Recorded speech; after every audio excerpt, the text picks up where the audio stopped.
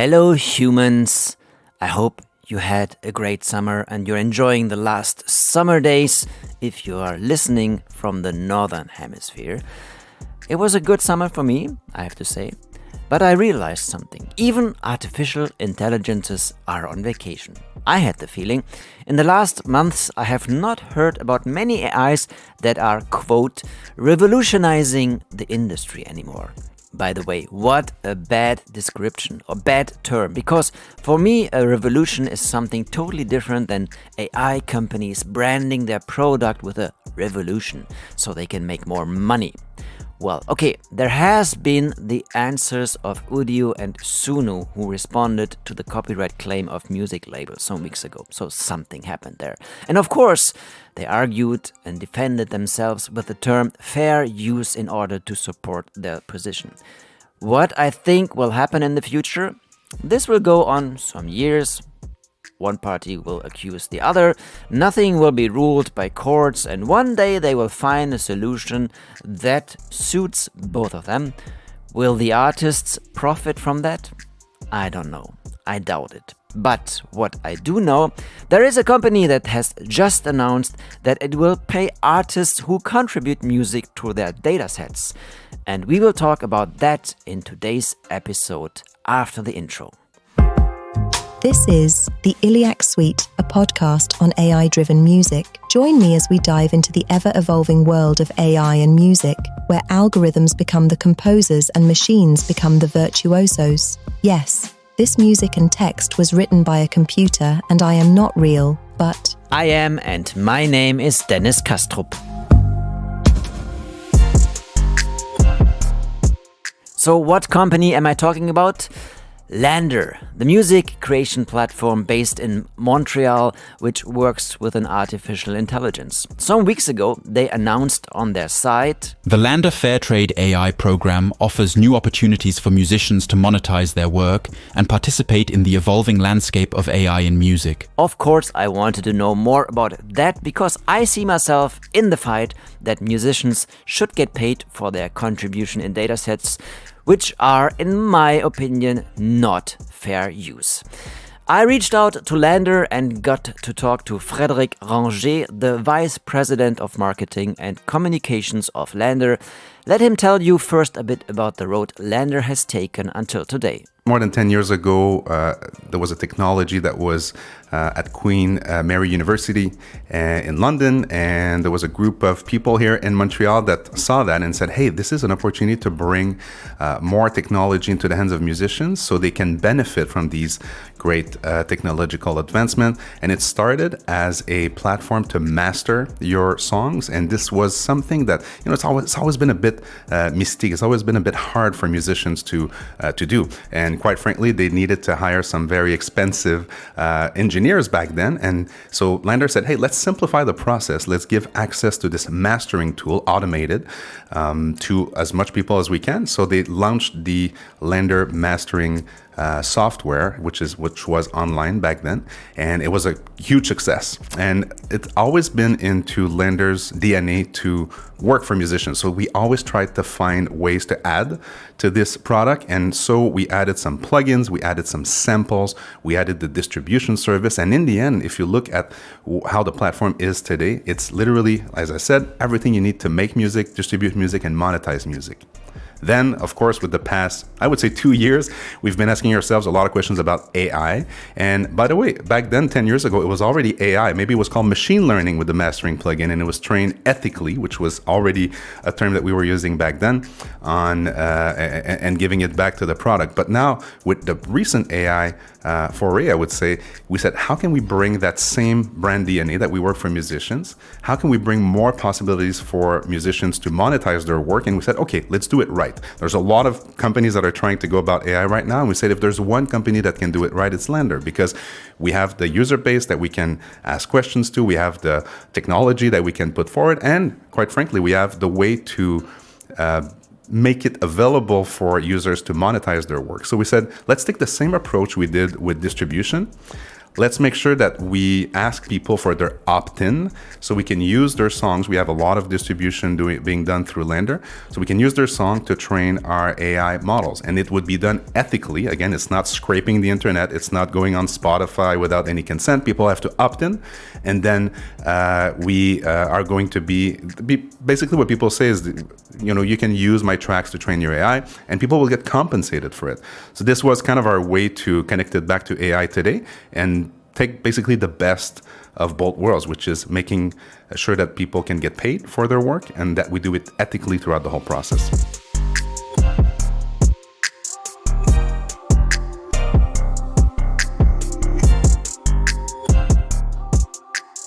So they have been one of the first ones in that field to adapt AI for mastering, for example. I remember also that I have done an interview with Pascal Pilon in 2018, and we already talked back then about their AI for mastering. And I also remember that this was so weird for me to understand. A computer does all this work.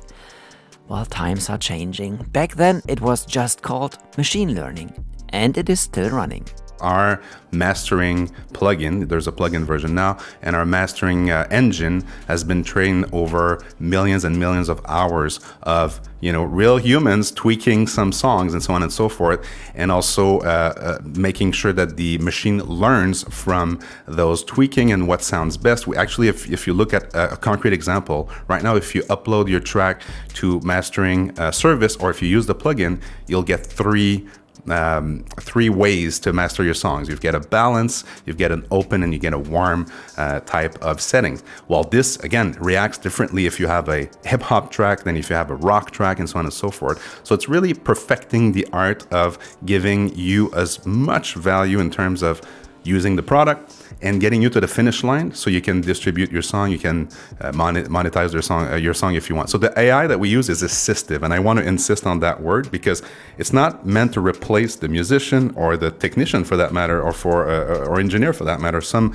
engineers actually use our products to get them to 90% there, and then they do their secret sauce and then they send it back to the client. But if you're an artist, you can use all of the suite of product of LANDR without having to touch or without having to go to a real studio. You can use some of our plugins that we have for vocals and make them sound great. So we have Synchro Arts, which is a suite of vocal plugin.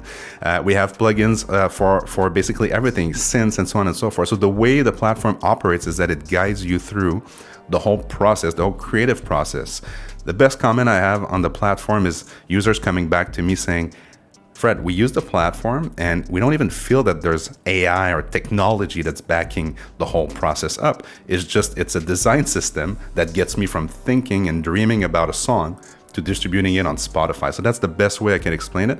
Millions of input points, millions of hours are being spent tweaking our products and so on and so forth. Again, always with consent. There's no scraping of any data of our users and so on and so forth. The way we did it for the mastering plugin, it was based on agreement with existing partners that we had and also human interactions. LANDR was already based on data that was ethically used.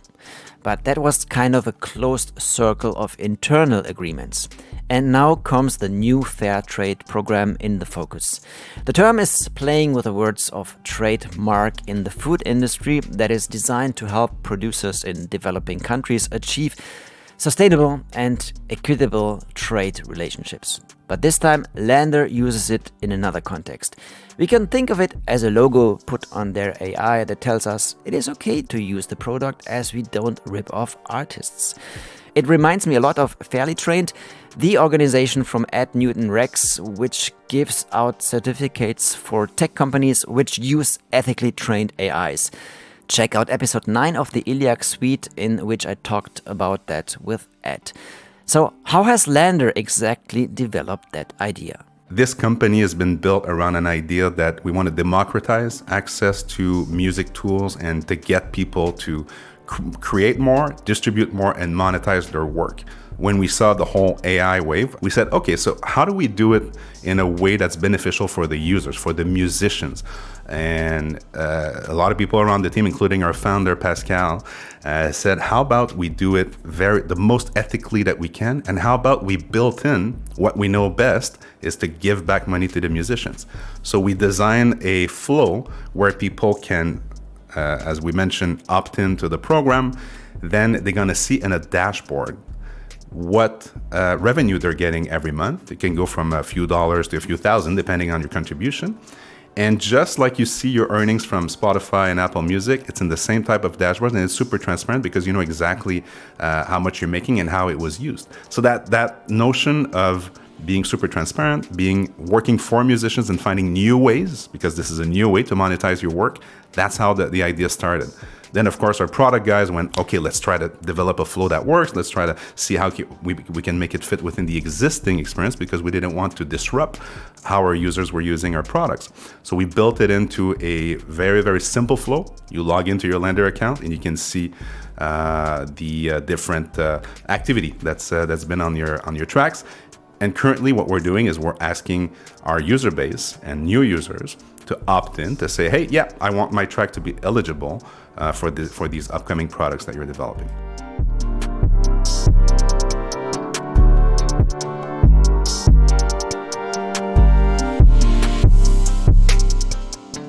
These upcoming products are concerning generative AIs, which can create instrumentals like a bass line or a beat, for example.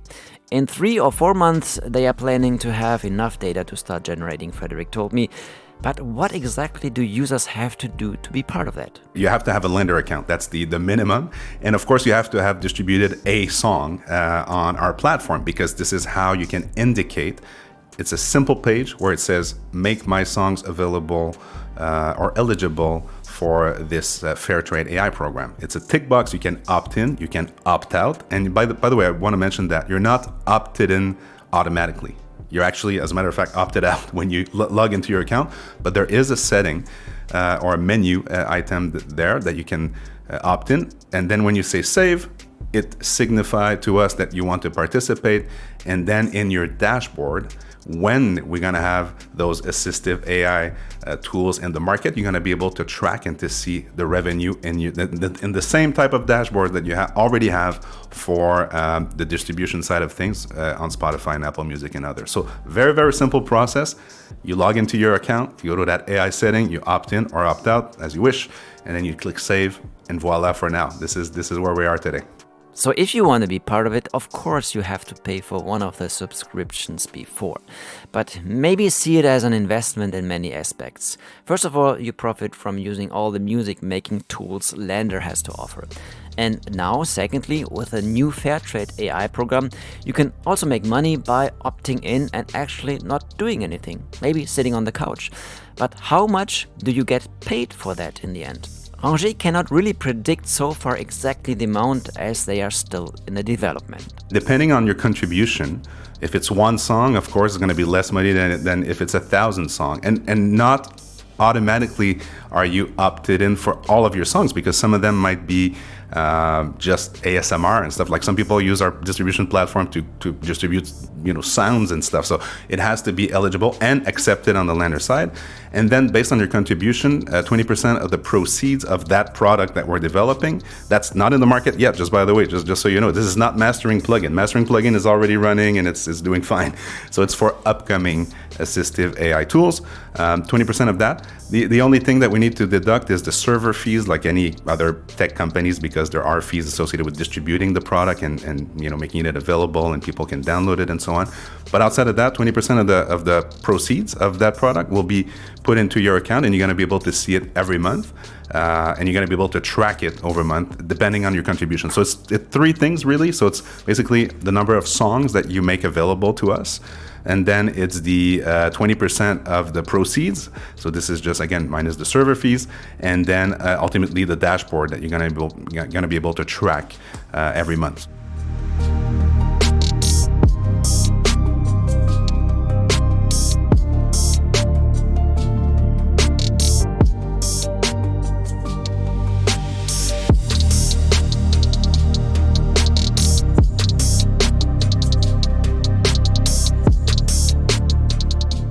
Summing it up, after all expenses, 20% of the money made with that special application to generate music will be paid to the participating artists. And from this percentage, every artist will get money depending on how many songs he or she has contributed to the dataset. If it comes to opting in and opting out, so adding music to the dataset, LANDR maybe has another problem. What is happening when people are trying to upload AI-generated music to be part of the datasets? I mean, other companies like Spotify or YouTube know that problem. It cannot be AI training AI. So we can detect that. There's technology involved, and there are also humans. We're musicians here. We know how to listen to music, how to make it as much as a great product as we can.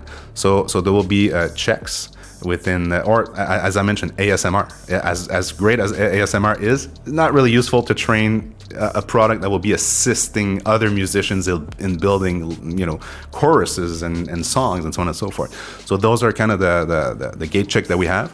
Okay, the song was tested and approved. How can it be tracked in the AI so that in the end the user can know for what it was used? Everything is, of course, tracked throughout the chain, and we can go back to the song, how it was used, and what product it ended up in, and what percentage this product represents within our ecosystem. So this is all. It's a bit like blockchain, I would say. Like you can trace the whole chain back from a song to a product.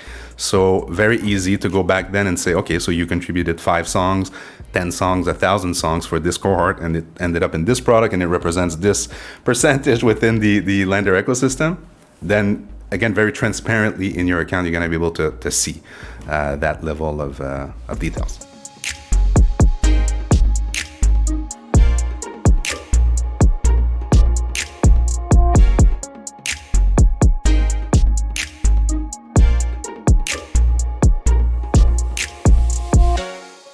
If you think now, oh, that is interesting. I'm a musician, I make music. I could make money by sitting at home, drinking a coffee while participating in training an AI with my music. So that sounds nice.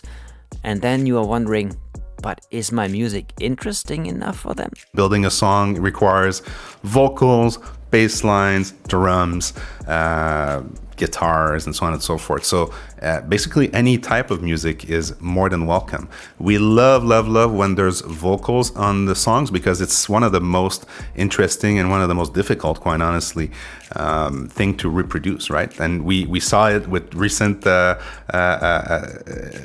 can I say, evolution on that front. It's getting very close, very, very good, but it's still something that needs a lot of training. So all instruments are welcome, all music genre are welcome. I know there's a lot of hip hop out there. I know there's a lot of rock, and there's a lot of pop, and this is what we're already seeing from people opting in. A lot of those genres are very, very popular right now. LANDR is asking your permission to use your music to train their AI for new generative applications. You get paid, that is good.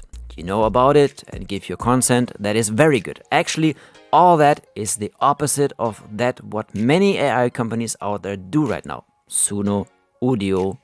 With that, LANDR is taking a big step towards an ethically used artificial intelligence. On the other side, you must be okay with the fact that a company copies your style of music and others can then profit from that style in creating their music. Always keep that in mind. You should feel okay with that. But I think your music, if it is online streamed, has already been scraped by tech companies anyway. So why not be active, be proactive by deciding on your own which company uses your songs and how.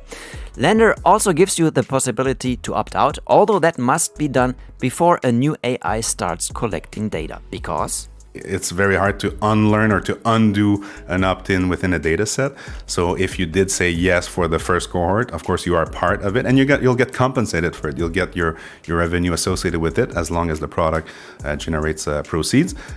If you opt out, the next training, you won't be part of it. The next cohort, you won't be part of it, and you'll get a confirmation that you're not part of it. So this is very fair, to go back to the name of the program, because you said yes for the first cohort and you say no for the next ones. And you can always, go out and in. If you say in two cohorts that, oh, you know what, I want back in. I want to contribute moving forward. You can also opt in back to the program.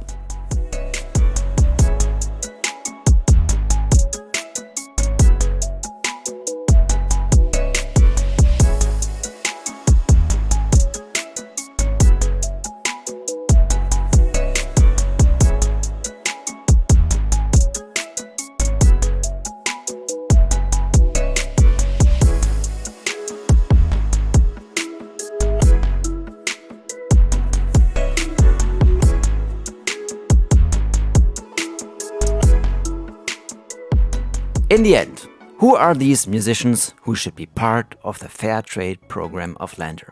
Who is it for? If you're an artist that is not necessarily a big artist distributed on Spotify and so on and so forth, maybe you're like, hey, you know what? I want to contribute. I want to be part of this future trend and this future, and it's not a trend, it's here to stay. So this future movement, I would say, of music. And my songs are just sitting there with a couple streams and so on and so forth. And here's a new way to monetize my work. Not saying that this is gonna necessarily make millions of dollars for musicians, but it's our way to bring as much money back to the contributors as we can. Some last words here before I let Frédéric talk one more time.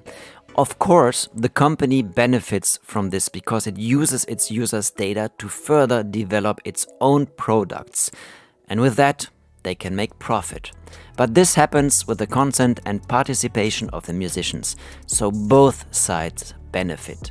Although it is not yet exactly clear how much the artist will earn, it is a good and logical step, I think. Other AI companies are welcome to adopt that idea. At the end of the day, for us, our ethos is we work for musicians, and all of our decisions, whether it's a micro decision on how we're going to report on AI earnings versus big decisions like, hey, how do we create an assistive tool that's powered by AI but that's not trying to replace a musician?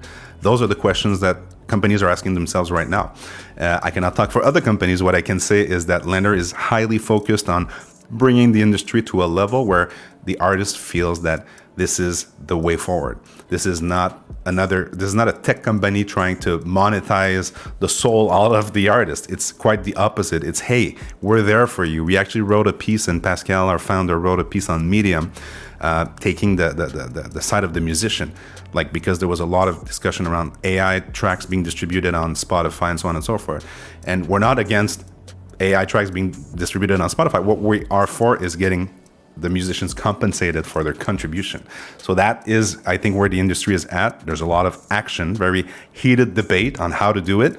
We think that with fair trade and other initiatives that we're about to launch in the market is the way to go. For me, the big word or the big advancement is how do we use it to sparkle more creativity, more music, bring more people from dreaming about playing music to streaming, basically on streaming platforms or other touch points. So for me, this is where the industry is going. And also there's a big opportunity for the whole industry to come together and to support artists once and for all, and to think in every decision they make, to think about how do we assist them. Not how are we replacing them. This is not the goal of, at least, of our company.